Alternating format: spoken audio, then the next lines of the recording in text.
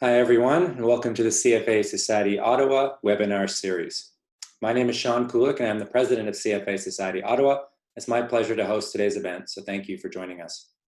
Our ongoing programming objective has been to offer a bi-weekly webinar covering an interesting investment theme reflective of the current environment, or an educational topic to allow our members and other attendees an opportunity to think through their current and future investment decisions by accessing insights from talented investment leaders from global institutions. Today we are joined by Ken Robinson, who is the Director of Global Industry Standards at the CFA Institute.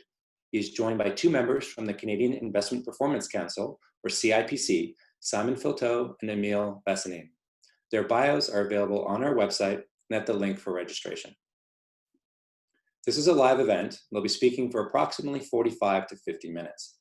All attendees will be muted, but we really encourage you to submit questions throughout the event directly using the Q&A button on your screen. After the completion of their remarks, I'll be asking them a few of my own questions and gathering and posing the best questions from the audience. I hope you will all enjoy this event, and we really appreciate it if you can complete the survey, which will be emailed to you after the event so we can enhance this experience for future webinars. So we are here today to discuss Global Investment Performance Standards, otherwise known as GIPS 2020. For CFA or CIPM charter holders or candidates, you'll of course recognize this material, having spent many hours studying for it to date. Today's session will focus on the changes made for 2020 from an investment manager's perspective and for asset owners. Without further ado, Ken, Emile, and Simon, welcome to our webinar series, and thank you for being here with us. You may now proceed. Thanks, Sean, and hello, everyone. It's an honor to be with you all today. Thanks for having us. By the way, you will receive a copy of the presentation at some point after today's presentation, so don't worry about taking notes. As you'll see, as some of us, and I'm guilty of this, tend to talk a lot, and the fact that we wanted to leave you with some really good resources that you can go away with to the extent you can look at them in the future if you have any questions. We may not have time enough to cover everything in this slide. But don't worry, we'll be available to you at any point in time if you've got any questions. So we're going to begin. So the GIPS standards are a set of voluntary industry standards for both calculating and presenting investment performance. It's one of the more successful things that we've done in CFA Institute. And believe it or not, 24 of the top 25 and 86 of the top 100 global investment management firms, either in whole or in part, have chosen to comply with the GIPS standards. And I said firms, it's really firms and asset owners. We'll talk a lot more about asset owners as we go through this presentation. But I don't want you to think that the standards are just geared towards large or well-known firms or asset owners. In fact, over 1,700 entities have chosen to comply with the GIPS standards, and the vast majority of those entities are actually small to medium-sized firms. As you'll learn today, they are being asked from their consultants, they're asked when they fill out information in the databases, and they're asked from their asset owners whether they've complied with the standards. In many cases, they're required to comply with the GIPS standards. The standards are a global set of standards. They've been adopted in 48 markets around the globe. At CFA Institute, we just don't come out with the standards ourselves in a vacuum. We're done through the industry as a whole. There's a big volunteer effort, if you will, that are involved in putting together the standards. We have numerous GIPS committees, and we couldn't do it without the input of our numerous volunteers. By the way, if anyone has an interest in volunteering, please feel free to reach out to me, or you can take a look at our website and you'll see information on volunteering. Also, when we put together the standards, we work with other investment managing industry or associations to get their input, as we don't want to go it alone. And we also work with what we call GIPS standard sponsors, which we'll talk about in another couple of minutes. And there are over 60 GIPS standard sponsors in the sense that they are over 60 not-for-profit organizations that have come together to sponsor and promote the standards in their local market. I think pretty much everyone on the call run the webcast is familiar with CFA Institute. You know, we're obviously a global association of investment management professionals. Not only are we a not-for-profit association, we view ourselves as an independent association, and really the right organization to lead the charge in coming out with industry standards where needed, and the GIPS standards are a great example of that. So the GIPS standards establish standardized requirements, as I said earlier, for both calculating and presenting performance. So if a particular prospect or consultant is comparing the performance for a given strategy amongst two investment management firms, they've got comfort that that investment performance is not only calculated correctly, but it's got all the appropriate disclosures that you need to evaluate those two managers. So next on your screen is a listing of the GIPS standard sponsors that I mentioned earlier by country. What are the things you may notice in some of the localities such as UK and Italy? You'll see more than one industry association listed there. And that's because we find in many countries there's more than one association that wants to join us to promote the GIPS standards. And you know, our philosophy is the more the better. It doesn't need to be a CFA Institute society, although it can be. And these organizations serve an incredibly valuable role in promoting the standards in their particular jurisdiction, as well as providing technical input from a local standpoint. You don't need to have a CFA charter holder or a CIPM certificate on staff to claim compliance with the GIPS standards. Similarly, if you I know pretty much all of you probably reside in Canada, but if you were to reside in another country and there was not a GIPS standard sponsor, you could still choose to claim compliance with the standards. In Canada, the GIPS standard sponsor is called the Canadian Investment Performance Council, otherwise known as the CIPC. As Sean mentioned, we're joined today by two members of the CIPC, Simon, who you'll hear from a moment, who's the chair of the CIPC, and Emil. On your screen, you'll see the representatives on the CIPC. They represent a broad background in terms of the types of firms they come from, as well from a geographic standpoint. They've been active in Canada in providing, you know, pre-COVID in-person meetings and post-COVID virtual events like this in order to promote the standards from the technical standpoint. They're very active in providing comments to CFA Institute on GIPS standards proposals. There's a CIPC website that I encourage everyone to take a look at if you haven't seen it.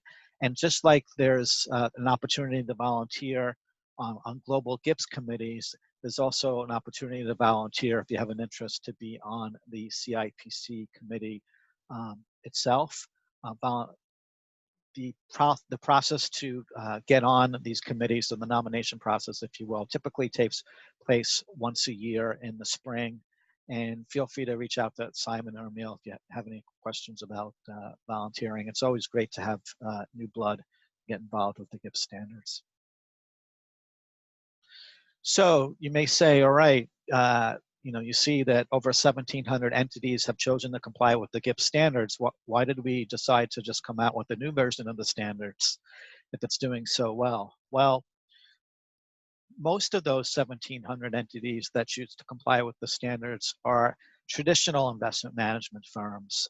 Outside of, I would say, real estate, we haven't had as much pickup as that we wanted in the alternative investment management area. So we worked pretty hard with alternative investment management industry, investment managers, industry trade associations, and other parties of interest to get their input as to what we could do better within the GIPS standards to better serve the alternative investment management industry. Similarly, historically, the GIPS standards has focused more on composites, which is an aggregation of all portfolios managed to a given strategy, as opposed to funds. And we've gotten a lot of feedback over the years that often a firm may have a fund that they're marketing as opposed to a strategy. And so we wanted to come out with rules to acknowledge that and not just be composite specific. And Emil will talk a little bit about that later on. And then obviously asset owners, which is the big focus of the webcast today. We really wanted to acknowledge that asset owners can both claim compliance with the standards as well as require it of their managers. And so we wanted to better organize the standards for asset owners as well. You hear the term 2020 GIPS, and you may hear a lot of people talk about January 1. In terms of effective date, and it's a little bit more to it than that. For most firms and asset owners that are already in compliance with the standards, quite honestly, there's not a lot they need to do to update to the new version in the vast majority of cases. But to the extent they need to make any changes from an input standpoint, those changes need to be made as of January 1, 2020. So most firms have done that as of January 1, or they'll make any tweaks as of January 1, the next time they do their reporting. But more importantly, where most firms are going to really see the changes to the 2020 standards is when they're doing their reporting. And so the first time you'll have to update your GIPS reports for the new requirements is when you're doing reporting for the annual period ending after December 31st, 2020. And so for most firms and asset owners, that's going to be in the spring or the summer of 2021, where they're going to be working with most of the new requirements. If a firm or asset owner chooses to adopt the 2020 GIPS standards early, they can, well, if they want to adopt it early, they can do so, and some have. Most are just going to wait to the end of 2020 to do so. On your screen, you'll see what we're calling chapters. I tend to refer to these as books of the GIPS standards. I've got the asset owner one right here. Historically, the standards were contained in one book, if you will. Now we've got a GIPS standards for firms, a GIPS standards for asset owners, and a GIPS standards for verifiers. I'm not saying we want to take over the world or anything in the future, but if we want to add another book, let's just say for GIPS standards for OCIO managers, we have the ability to do that now and not mess with the other GIPS standards chapters. Each of these chapters stands on its own. It has its own glossary. It has its own appendices. The other thing you need to know is that the standards themselves, as well as all the other authoritative guidance and resources we'll talk about today, are on our website, and they all can be downloaded free of charge. You know, none of this costs any money to go out and get. If you one of those people that want a hard copy, in the old days, I can send that to you. Now with COVID, there's a link to Amazon.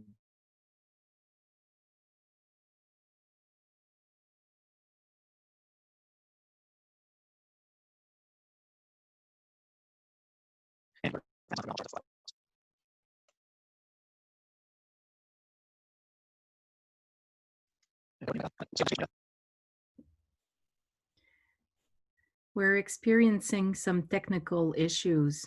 We'll try to fix it as soon as possible.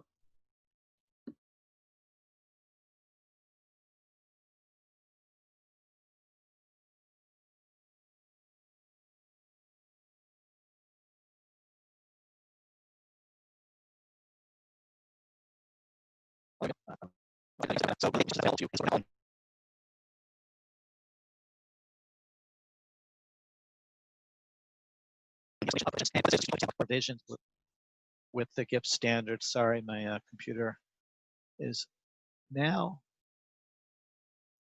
jumping around. There we go. So the explanation of the GIPS provisions is a document that explains each of the GIPS provisions, typically a paragraph or two that really provides, like it says, guidance on what that provision means. And for most of the provisions, depending on the nature of the provision, it will also provide Q&As and examples to help practitioners understand what is involved with that particular provision. It's viewed as a really valuable resource in the industry. I highly recommend it, even if you work for an entity that doesn't currently comply with the GIPS standards. There's a lot of great guidance in there regarding investment performance, particularly for calculations. All the calculation examples that we provide in the explanation of provisions. We also have a Excel spreadsheet document where you can see how we calculated it, and you can play with that and what have you. This has been issued by section within the GIPS standards. Each section for the explanation of provisions has already been released for firms, and half of the sections has been released for the GIPS standards for asset owners. and the other half is really, really close to being released. Last I heard, we should be getting that out on our website within the next 2 weeks.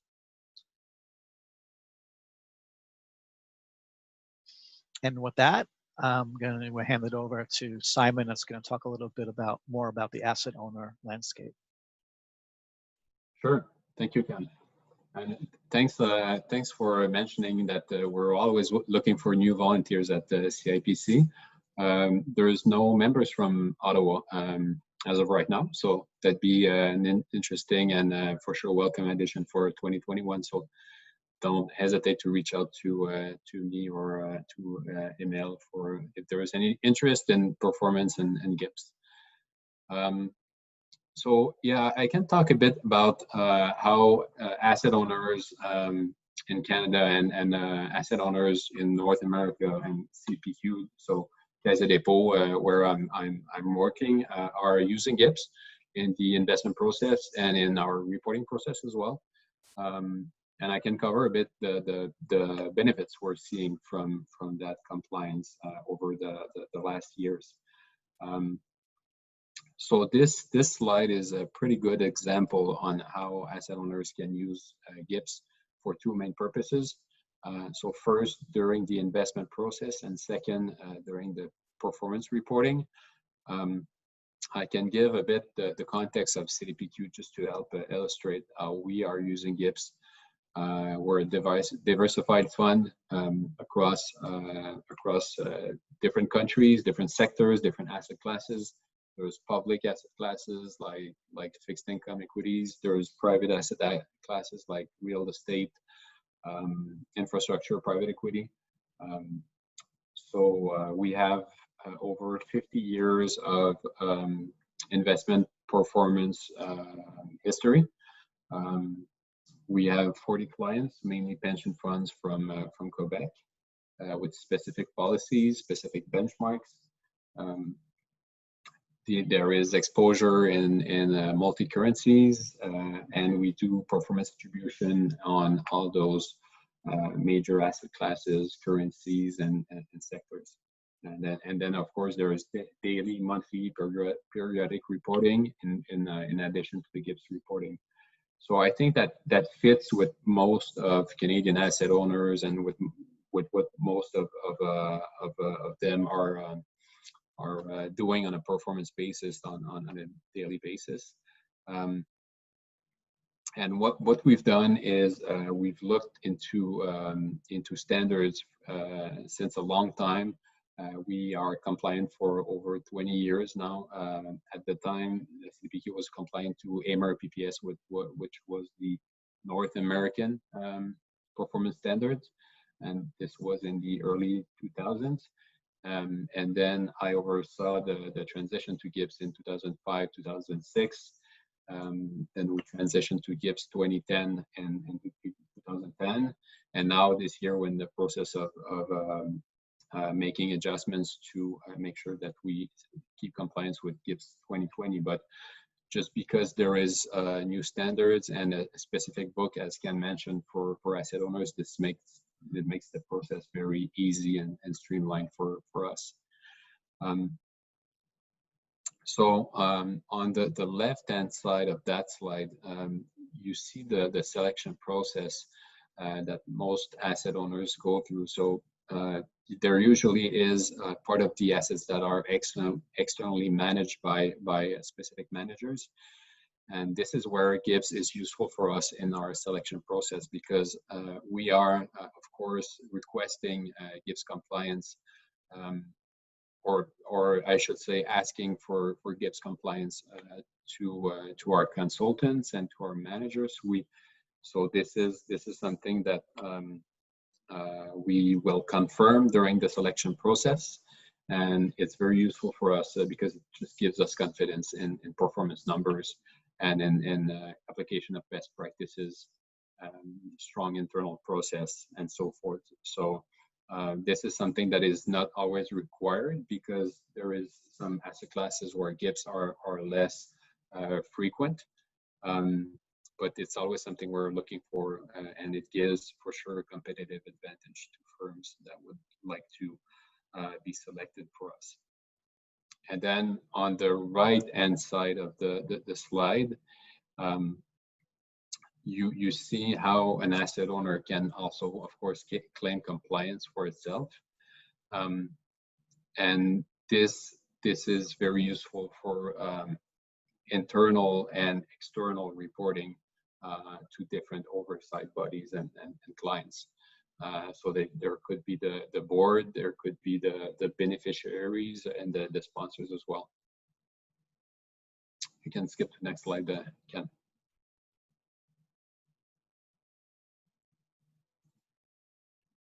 So here we have just a short definition of what qualifies as an asset owner. So basically any organization that invests on behalf of beneficiaries and that is accountable to an oversight body that's responsible to set investment policies. And we have on the right side the list of typical asset owners that we could find in Canada and around the world, like pension funds or sovereign funds. And it's interesting to note that there is that for most typical asset owner that are reporting to oversight bodies, the reporting must be done in compliance with the asset owner standards. But for asset owners that might be also competing for new business, like example, just wishing to extend the client base, reporting must be done in compliance with the investment firm standards, because there's going to be more information, more history required, just to make sure that the comparison between firms are as transparent and as comparable as possible. Next slide.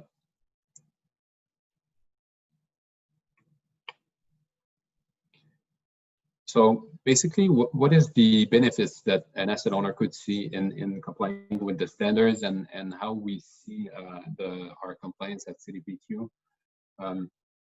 Well, first thing is it makes sure that performance is complete, accurate, and fairly presented, regardless of whether the asset owner has more internal manager or more external manager. It puts the two type of managers on the same basis, and for us, it really gives a strong level of confidence in the numbers to our management, to the board, and to our depositors as well.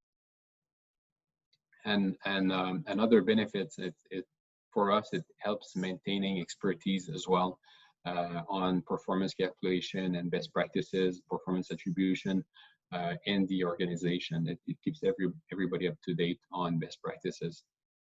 And then, of course, it demonstrates a commitment to follow global industry standards and best practices. And that really creates a strong framework around performance discussion around the organization. So that can be really useful to make sure that the decisions are cohesive within the organization on performance presentation. For us, there's an awareness around performance in all sectors. So just examples, the performance team will get involved in benchmark selection just to make sure that it will fit with the GIPS reporting, and it will comply and it will pass the audit at the end of the year. The performance is going to be involved as well in communication with clients and communication to the media to make sure that the presentation is on performance is going to be uniformly presented. And then, of course, compliance required as strong and robust investment performance policies and procedures. So this is very useful to give the organization a strong framework on where should we put controls, should we have policies on different aspects. So for us, we put policies on error corrections, and it makes sure that we always continue updating our controls and apply best practices. So it's very useful in that aspects. And the last point maybe is applying the standards as an asset owner. It sets maybe a good example to our external managers as well, because this is what we're requiring of them. So we feel that we should require the same thing of ourselves. And it puts us in a good position to then request those standards for our external managers. And of course, maybe the last one on this one is with GIPS 2020, it adds a new level of, I think, flexibility and ease of adoption on a business standpoint, and maybe on an IT standpoint as well, because reporting is going to be more light and more easy to comply. I think the timing is pretty good for any asset owner that are interested or curious in the standards.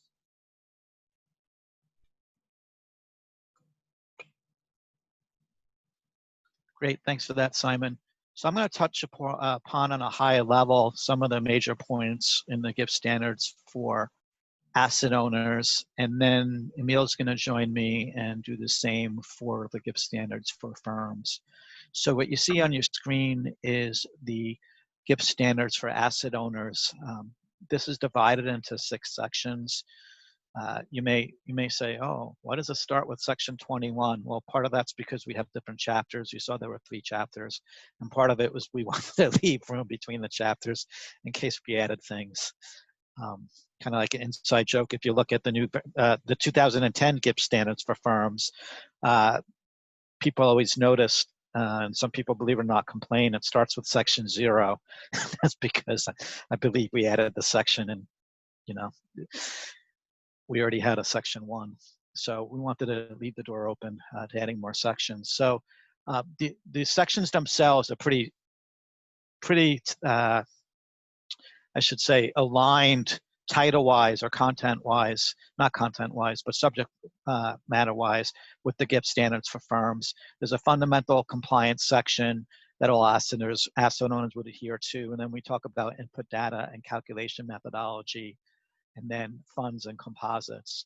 And then the next few sections, the remaining sections, talk about the types of GIPS reports for asset owners and provide examples of those and what have you.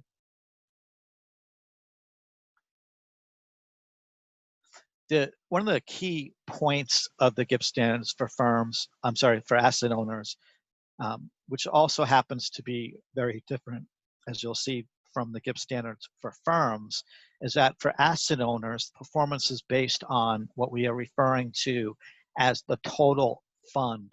The total fund is basically the pool or aggregation of assets that are managed by the asset owner for a specific investment mandate. Could be, pension plan or endowment fund. It's typically that fund for a whole.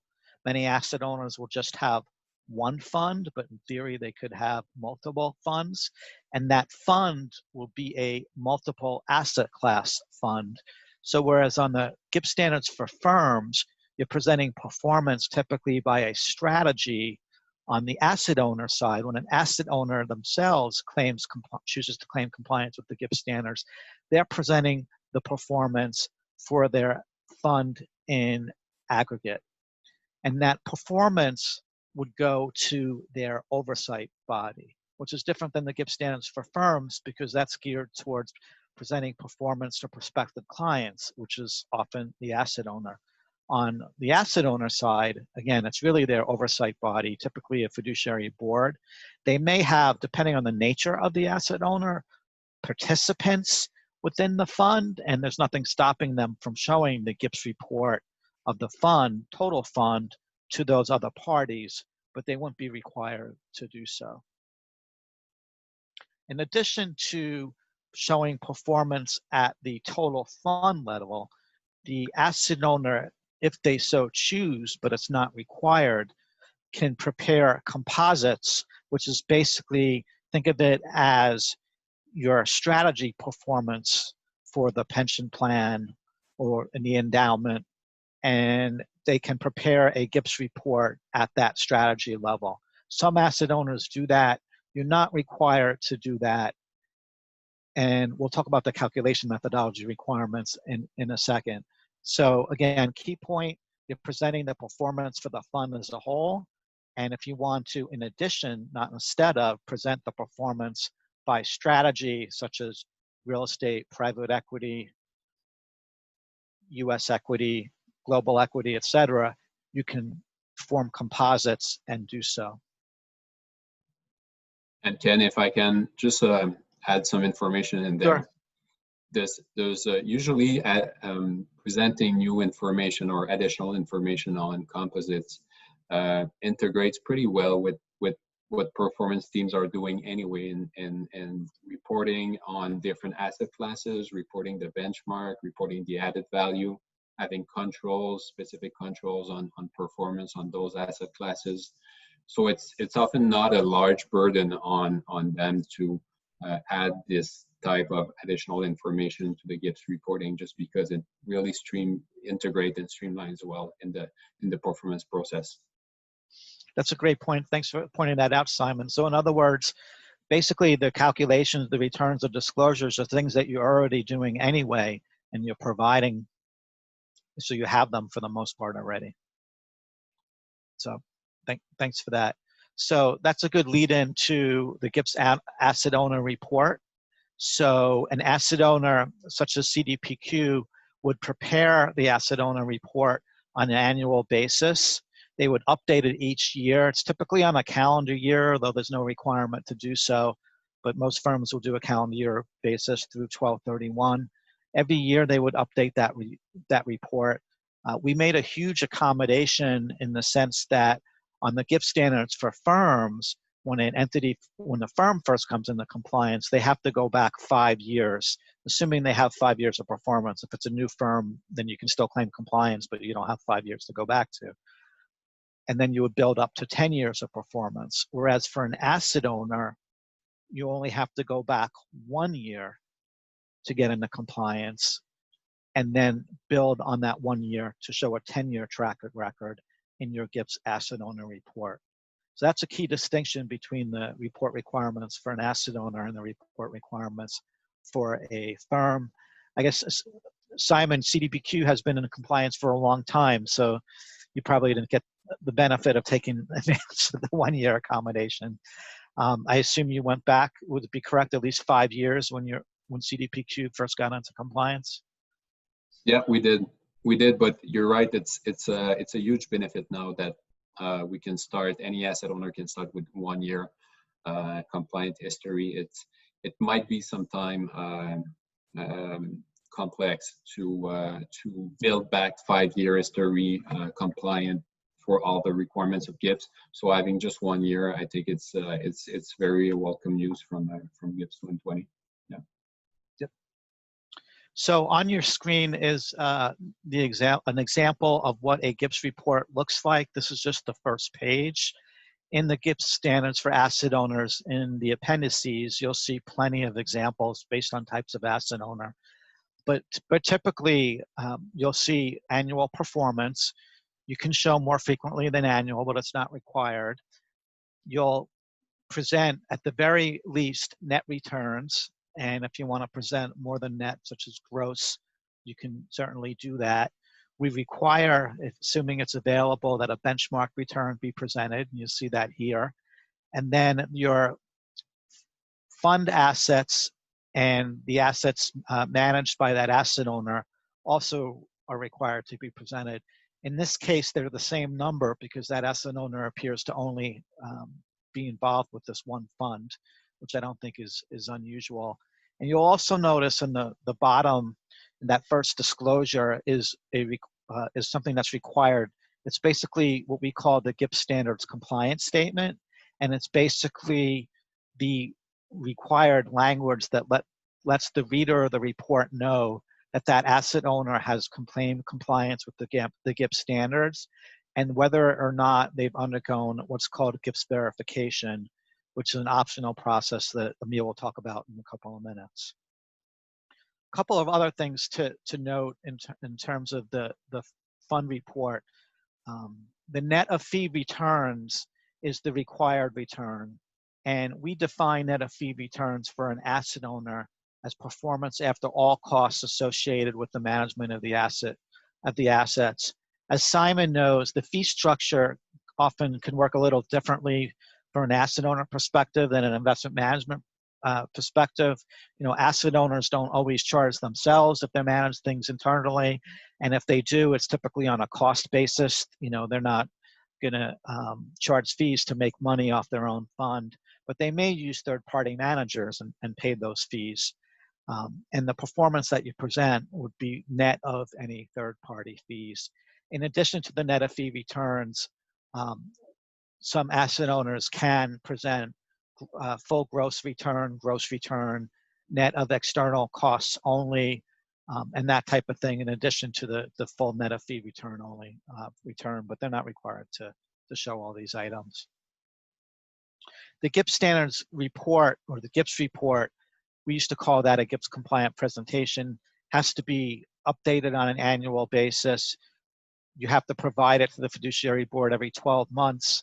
And we've got a new requirement, which really doesn't impact most asset owners, that you have 12 months after year end to update the compliant presentation, or the GIPS report, if you will. That's something we built in because, believe it or not, we found out for firms, there were a small number of compliant firms that were consistently updating their GIPS reporting every year. But believe it or not, they were consistently 3 or 4 years behind in their report. And we wanted to make sure that they're providing to prospects the most current report that they can. And that's why we built in a new requirement that you've got to update your report within 12 months after you do it. So we often get the question regarding in GIPS standards for asset owners, do we require a particular return methodology? And we do. So when presenting the performance for the fund as the total fund, so remember that's the fund as a whole, we require that be presented on a time-weighted return basis. That doesn't mean you can't also show that on a money-weighted, or in other words, an IRR for that total fund, but at a minimum, that must be presented on a time-weighted return basis. And you may recall, time-weighted return, in theory, strives to remove the effect of external cash flows, whereas a money-weighted return is calculated based on external cash flows. If the asset owner presents composite returns in addition to the total fund return, the asset owner can choose whether they provide those composite returns on a time-weighted and/or a money-weighted return basis. Typically, if you manage direct real estate and you've got a composite of direct real estate or direct private equity, that would be shown on a money-weighted return basis. Simon, do you show composite returns? Yeah, we do. Report? Yep. And any of them private equity, I assume you show since inception IRR, is that right?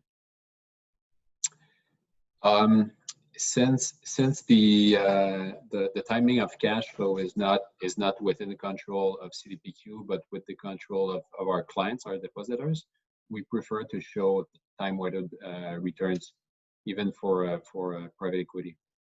Interesting. Okay, and the GIPS standards exactly, provide that flexibility. Exactly, and we do for sure have an internal rate of return for our own internal analysis purposes.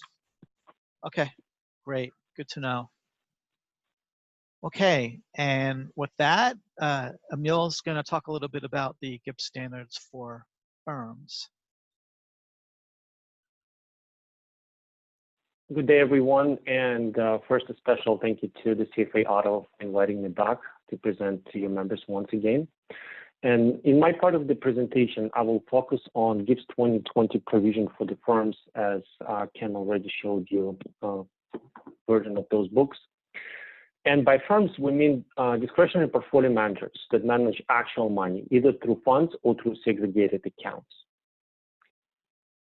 In the past, GIPS standards were evolving by adding new provisions to existing sets of requirements.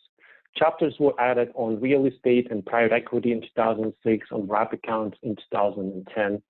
However, 2020 version of standards took a completely different approach. GIPS 2020 was created to be asset class agnostic. The new layout now consists of general provisions and then reporting based on either vehicles and the methodology, composites versus pooled funds, and time-weighted versus money-weighted. Next slide, please.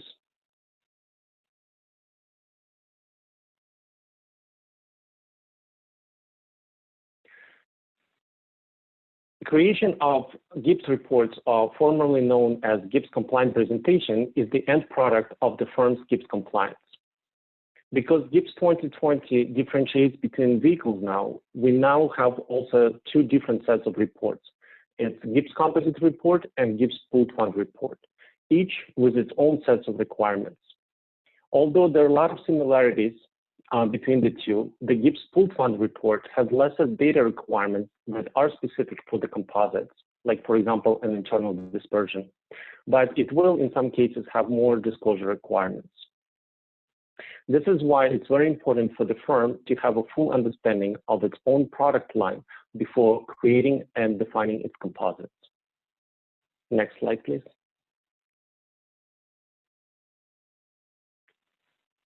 Composites are required for strategies that are offered in a segregated account format. Pooled funds must be included in all composites for which they meet the composites definition. Unless the firm offers the strategy as a seg account product, it's not required to create a composite for only individual funds or a group of funds. And this is a new for GIPS 2020. Before the GIPS 2020, the firm were required to create a GIPS presentation or create a composite for single funds as well. Next slide, please. Another significant change in GIPS 2020 is allowed methodology. In the past, money-weighted returns was required for certain asset classes.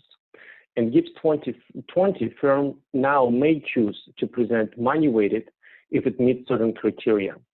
The main criteria is who controls cash flow. If the firm have control over external cash flow and checks at least one of those four boxes below, it's closed-end, it's fixed life, fixed capital commitment, a liquid asset, then it may choose to present its performance using money-weighted rate of return. It's no longer a requirement. Next slide, please.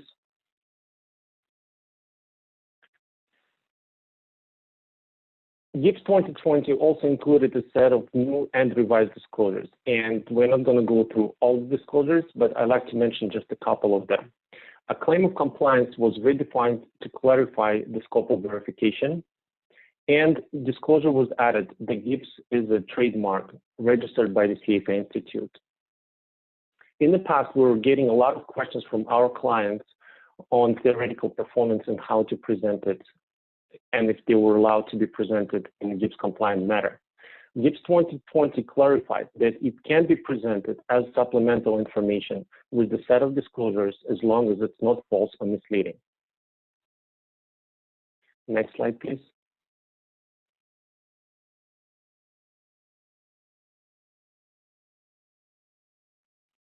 One of the other changes is the sunset provisions. For a lot of disclosures that are no longer relevant on the GIPS compliant presentations, or the new name is GIPS compliant reports, now firms are allowed to remove those disclosures that are no longer relevant to its prospective investors. For example, a change of a benchmark for the periods that are not presented on the GIPS report. Thank you. Next slide, please.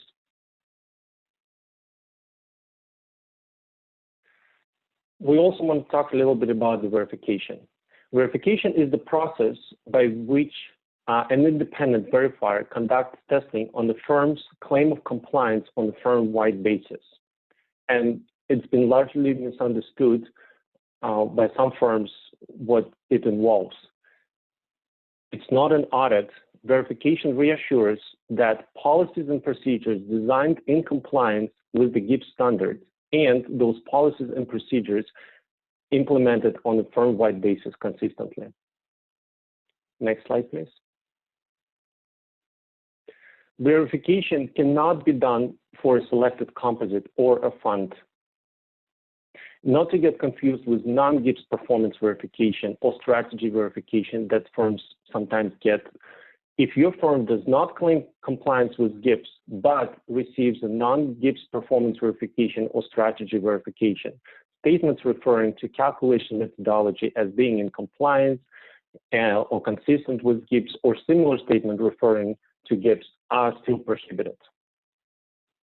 And on this, I'm going to give it back to my colleagues. Thank you. Thanks, Emil. I'm going to briefly talk about some of the resources that are available to everyone regarding the GIPS standards. We have what we refer to as the GIPS website. It's gipsstandards.org. Some of what is on the screen is technically on the CFA Institute site, but it's linked between the two sites. So you don't really need to worry about the CFA Institute site. You can get to it pretty easily through the cross links on the GIPS standard site. Basically, all technical guidance that we talked about today, as well as white papers, guidance statements, Q&As, you name it, is available on the GIPS website.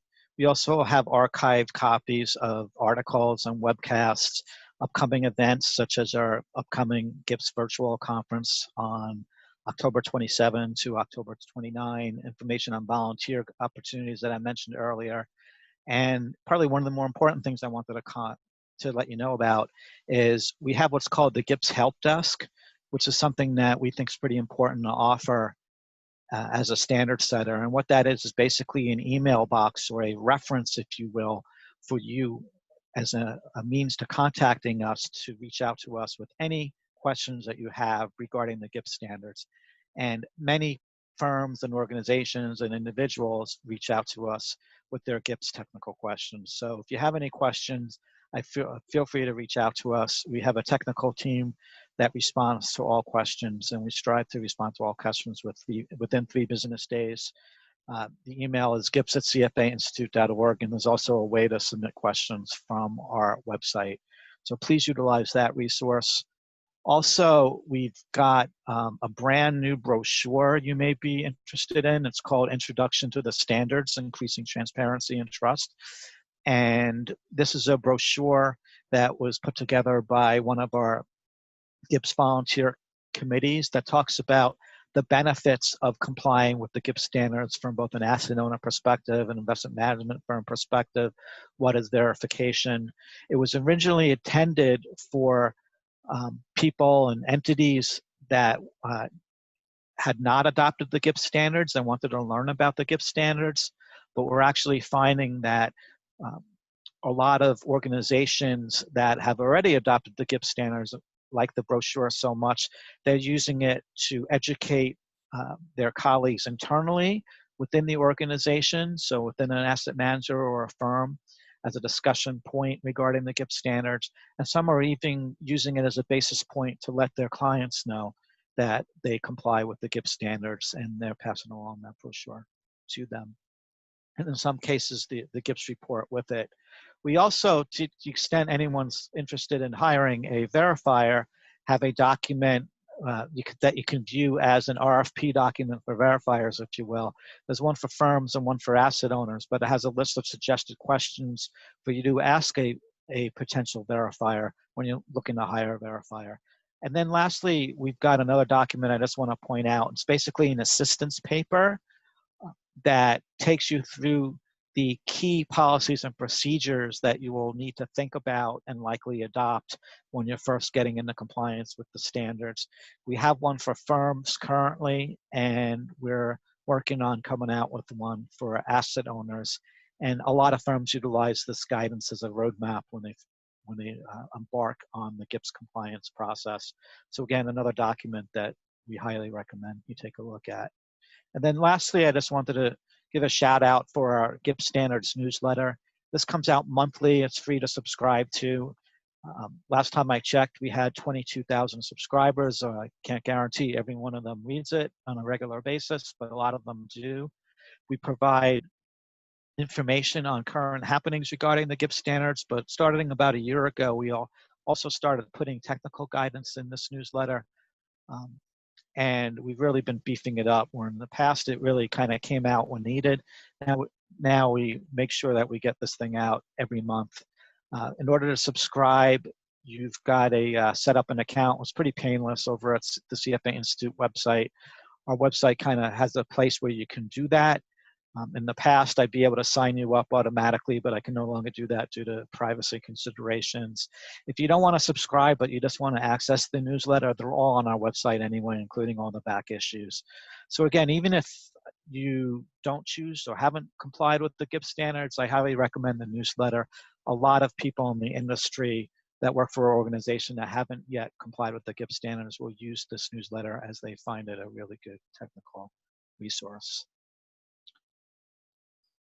Lastly, as I alluded to earlier, CFA Institute has additional codes and standards in addition to the GIPS standards. And we thought we would talk a little bit about our proposed ESG standards today. We met with many industry participants who have been or are very involved in the ESG process over the last year, including investment managers, other trade associations, industry associations, many of which have their own ESG standards. And we've asked them, was there a need for any type of ESG standard? And if so, were we the right organization to embark on that challenge or that process, if you will? And the unanimous feedback from all our meetings was that, yes, there is a need for ESG standards. Kind of concurrent to that, and you may have heard about this, we've been working on our soon to be published 2020 Investor Trust Survey, and we asked a number of questions regarding ESG. And we found that 19% of institutional investors and 10% of retail investors indicate that they invest in products which have incorporated ESG factors, but a whopping 76% of institutional investors and about 70% of retail investors have an interest in investing in ESG products. So obviously, a lot of people are interested in investing in ESG products much more than have already done so. And so what we decided to do was to propose to the industry standards for disclosure on products that use ESG factors into the investment process. And this is a bit different than many of the other standards that you may have heard about in the ESG space, which are all driven, the vast majority, if not all, are driven towards the issuer level. So basically, it's something that the entity that's issuing a particular security, whether it's an equity instrument or a fixed income security, would comply with. This takes it from a different standpoint. This is at the product level. And these proposed standards will have disclosure requirements, or primarily only disclosure requirements, unlike the GIPS standards, regarding ESG. We found that, and I'm sure this would be no surprise to many of you that work in this space, we found that a lot of ESG strategies are out there, but not all of them are using the same terms to describe their strategies, and not all of them are even using the word ESG in their strategy description, whereas they may have using ESG factors from a material standpoint that's driving that strategy. So rather than define terminology at the strategy level, we thought it would be a great idea to have standardized disclosures by strategy type so that the prospective investor and the client can ensure that they have the right information regarding ESG when they're looking at the report for that particular product. Unlike the GIPS standards, this would be at the product level, whereas the GIPS standards are adopted for an entity as a whole. We recently released a consultation paper that more specifically articulated our goal for these standards, and that's out for public comment. Public comments are due, if you have an interest, on October 19th. We've met with quite a lot of firms and industry associations. Once the comment letter come out, if you have an interest with meeting with us, we're happy to have a conversation.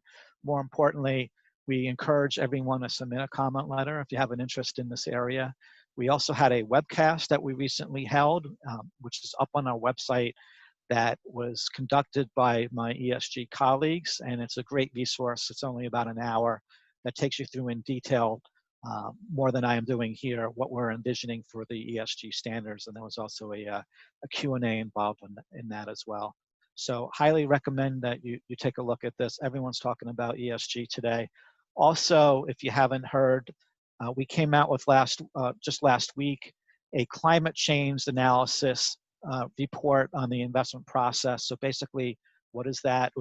It's basically that report presents case studies to educate investors about how climate change can be and is utilized when integrating this consideration into your investment management process.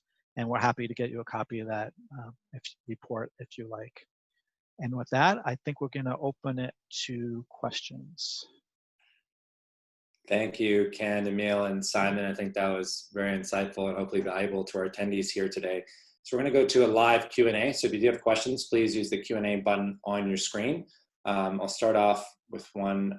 So from an investment manager's perspective or an asset owner's perspective that have not claimed compliance to date, why do you think they should pursue this now? And what is the CFA Institute and CIPC doing to encourage greater participation in compliance? I'll start off by taking that from a firm standpoint. From a firm standpoint, many firms are pursuing it because it helps, quite honestly, help them to get additional business or maintain business because so many consultants and asset owners are asking for it. It also provides them additional comfort that the performance that they're providing to their prospects and clients is not only accurate, but it's got all the right disclosures. And it enables them to provide to their constituency, if you will, again, their prospects and clients, lets them know that that firm is complying with a really important industry standard. So they're complying with best ethical behavior practices. Simon, I don't know if you want to add anything from an asset owner perspective. Yeah, I think we covered some of the benefits and most of them. From the asset owner perspective, I think that the timing is good just because, like Ken presented and like Emile presented, the standards have never been as much flexible and simple to adopt as now. Before, I think that the GIPS standards needed to be interpreted in a sort of a more complex matter for an asset owner to become compliant. But now you can see there's a book for asset owners interested in, and there's a sample report in the slides where you see a very simple reporting on a total firm basis. So I think it's just a very, very simple process now, and there is a lot of resources to help as well. And I mentioned earlier about 1,700 entities currently claim compliance with the GIPS standards. About 60 to 70 of those firms are based in Canada. But keep in mind, it's arguably more than that because this includes, our numbers include a lot of global firms that may have offices in Canada, but when they report to us, they may not put Canada as their base office location. Maybe from an asset owner perspective, can you share some information on what firms are currently claiming compliance or in the process of pursuing that? Sure. So I can't divulge the ones that we know about in the process of pursuing it, but I can tell you that we have a listing on our website, as I should have mentioned earlier, so feel free to go to that, or I can send someone a link. So unless someone opts out, you can see the asset owners and the firms that claim compliance. About 90% of the firms or entities that claim compliance are on that listing. So in Canada, feel free, Simon and Emile, to jump in. Besides CDPQ, I think Vestcor also claims compliance. On a global basis, let's say in the US where I live, CalPERS, Mass Prim, I live in Boston, is the big one here. South Carolina, State Teachers of Texas claim compliance. In Middle East, SAMA, the Saudi Arabian Monetary Authority, which is a huge sovereign wealth fund, claims compliance with the GIPS standards, and AIA in Asia, which is a gigantic insurance company. So most of those that I just mentioned are asset owners that have very recently decided to claim compliance with the standards. And a large number of them, I'm sure, Simon, you would say you're in this camp, such as CalPERS, are really reaching out to other asset owners, because they're really looking for the asset owner community to join them, not only to claim compliance, but even more importantly, to demand it from their third-party investment managers. They believe it's very important, and they believe it's easier if the demand comes from the buyer, if you will, the ultimate client, which is the asset owners, to the extent, again, they're using third-party managers. So if the asset owner demands it, we believe the third-party managers will need to comply. We've talked about some of the benefits of compliance. Can you talk about what the most challenging part of compliance is from an investment manager's perspective and an asset owner's perspective? I can take that. Emil, feel free to chime in, or Simon as well. It really, okay, go ahead, Emil. Yeah, I was thinking maybe I can take on the part of the firms. So from our experience as a consultant and verifiers, we see the first and the most challenging probably is defining the firm, and in a lot of cases, especially the mid or the large size firms, have difficulties defining the entity that they would wish to become GIPS compliant. So the standards is written in a broad terms that firms must apply it on a firm-wide basis, and that's the first thing that people see. However, there's also continuation of it, saying that it depends on how firm holds itself to the public. So, for example, if you have institutional arm and retail arm, you can only claim compliance on the institutional arm. In a lot of cases, firms that don't have experience with GIPS standards fail to understand it and feel a bit uneasy about adopting the standards just because of the misunderstanding. Also, if you have different divisions within the firm, real estate arm or funds that manage like a mutual fund, you can only become, considering that you meet certain criteria, you can only become GIPS compliant on, let's say, real estate arm within your organization. And the second one I come across quite often is defining the strategy or defining a composite. A lot of firms believe that if they do have 5,000, 6,000 accounts, all 5 or 6 of those custom accounts needs to be in some sort of a composite. Again, only discretionary fee-paying accounts that meet the composite definition must be included in the composite. So a lot of those custom-made accounts that are investor controlled are not qualified to be discretionary. And from the GIPS perspective, discretion is not just simply ability of placing a trade on behalf of the client. It's more complex. It has to be without undue restrictions from the client side. And once you look at those, so those 5,000, 6,000 accounts might only become, I don't know, 1,000 or 500 even accounts that are truly discretionary and meet the composite definition on risk, minimum account size, and undue the restrictions. So that's another drawback where we see that firms might choose not to become GIPS compliant because of that misunderstanding. Thanks, Emil. I think we'll take a couple of questions from the audience. You mentioned the ESG standards, which is obviously new and timely. When it comes to disclosure and seeking feedback from the public and members, have you received more focus on, the environmental side, the social side, or the government side? Is that equally split from feedback, or maybe you can share some insight on that? I think that's a great question. I think it's too early for us to say. The comment letters are just starting to come in. Based on the calls I've been on, it seems to be all over the place. It's just equal. But that's a good thing in the sense that the paper our proposal to have standards in this area has drawn a lot of interest all over the world, and we've gotten a lot of publicity on it. So a lot of people are taking a look at it. Okay. And from like a finance student perspective or a new candidate's perspective, learning a little bit about GIPS, where should they start? You mentioned that brochure for 2020. Is that a good starting point? That's a great starting point. So from a CFA candidate perspective, there's going to be built into the required reading material. There's going to be information on the GIPS standards, so you don't really need to read anything if you don't want to in addition to that. But in addition to that, the brochure is great and the standards themselves is great.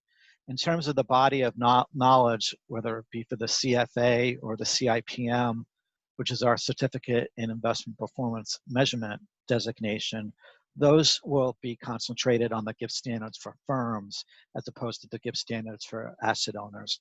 In terms of what you should look at from a finance student standpoint, I think either of them will be relevant. You know, if you plan on entering the industry and working for a pension plan, if you will, you know, what we're calling the asset owner side, then I encourage you to look at the GIPS standards for the asset owners. Most practitioners that work with the standards right now are working with the GIPS standards for firms only because the vast majority of those over 1,700 entities that claim compliance are at the firm level as opposed to the asset owner level. Okay. Maybe our last question from the audience here, maybe keep it high level. Of course, there are requirements around benchmarks. Can you give us a very high level perspective on what those requirements are of showing benchmarks in GIPS compliance reporting? Yep. I can point you to some. I can take. Okay. Oh, sure. Go ahead, Emil. Okay. There is no requirements on how benchmark should be selected. There are requirements of the disclosures that comes around the benchmark if the firm has a benchmark, or if the firm doesn't have the benchmark, again, you have to disclose it. And there are disclosures like a definition of a benchmark, and if you change the benchmark, the reasons of the change of benchmark. But again, if whoever asked the question is interested to talk more about the benchmark selection process, feel free to give us a call. I'm more than happy to talk from the experience of what our clients do. Great. I think we have reached our time limit for today. So I want to thank you, Ken, Emil, and Simon. And I also want to thank CFA Society Canada for coordinating and for their support of our society. Thank you to all attendees for being here, and we hope this was a helpful event. Please do complete the emailed survey so we can improve for next time, and stay tuned as we send a link to register for our next event. On behalf of CFA Society Ottawa, thank you all for joining us, and stay well.